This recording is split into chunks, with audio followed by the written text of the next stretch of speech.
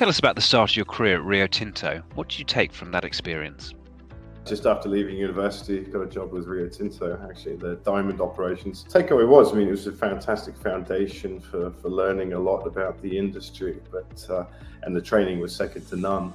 But I think probably what it taught me the most was that, being part of a large organization, it really, I guess for me, the freedom wasn't there. So I soon switched out and got into the exploration and junior end of it. And it really motivated me to be out there and actually get into a career where you could make decisions, where you could go off and you had the freedom to go and do things. Rio is certainly a very efficient, large company, but I guess for me, I didn't find it quite so appealing to be a cog in the machine. And so then went off and really knew that my vocation in life was going off and having that freedom to go and explore and find new things, which really at the end of the day was my passion. But eternally grateful for the great start that I had there and the training that they gave me too, second to none. What inspired you to co-found multiple businesses, including the most recent PULSAR? It wasn't really by design. It was really because of the opportunity that was presented. So certainly started up a couple of them now, but really it was the asset that dictated it. It was really that in the exploration industry, going out and looking for something new, and then identifying something and an opportunity that perhaps was overlooked by other parties.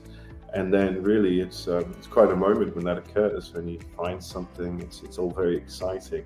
And then when you see that nobody else has tried to do it before, so it's a moment of elation, to be honest. And so then running around like a headless chook and go to start it all up. And so really it's the asset itself that dictates. It's not that all of a sudden one day I want to be a founder of a business. Certainly wasn't the case. For me at least, background being geology, and then stumbling across something and then really identifying that project is worthy of further work. PULSAR is an example of that, so becoming aware of the helium occurrence in Minnesota and that nobody else was working on that. Our project in Greenland, and that was really on the back of having worked in Greenland for a number of years, then learning about helium systems, how do they occur, where are they? And applying that knowledge to Greenland, and then hey presto, we found that it worked, and that we identified a helium system as well over there. And the Minnesota project and the Greenland project came together quite organically, and thus PULSAR was formed. For me, it's always a case of if the asset deserves it, then certainly the effort to found a business and put it all together is well worth it. What is about PULSAR that's particularly exciting compared to your other endeavours? I really am very passionate about PULSAR. It's putting everything into the company, and the main thing is it's one of the main thing, I guess. There's a number of different reasons out there. One is the commodity itself. Helium, there's very much a need for it. It's increasing regularly. But the other thing is it's the first mover there, being the first company to really explore and develop in Minnesota is exciting, to be onto something brand new. A lot of other helium companies are working on reservoirs that are quite well known, that they've had a history of extraction. So we're one of very few companies that's working on something that's brand new. So it's that thrill of the chase I find very appealing. The other thing is that it's really on its merits just for helium. So a lot of other companies that are out there looking for helium that's associated perhaps with some hydrocarbons, or as I say, a known basin. Whereas when you apply the methodology, you get rid of that mindset of oil and gas, but you get the helium mindset going.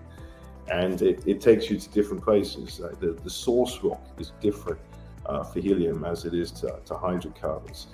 The trapping mechanisms can be different. The amount of overall gas that you need to find is not that huge, because it's the volumes of helium used per year are less, but a very valuable product. So all these things, it takes you to a different location than, say, traditional gas exploration does, and Minnesota ticks that box. So it is unique from that regard. Also, just the grades are astounding, extremely high concentrations. And so everything we've done as well to date has been successful, which is, of course, very pleasing. So having completed our second well just the other day, I'm really now excited for the next phase, which is looking into, how big could this resource be? and how soon can we realize its production potential. So for all these things, it's moving very quickly. It's never a dull moment, and it's great fun.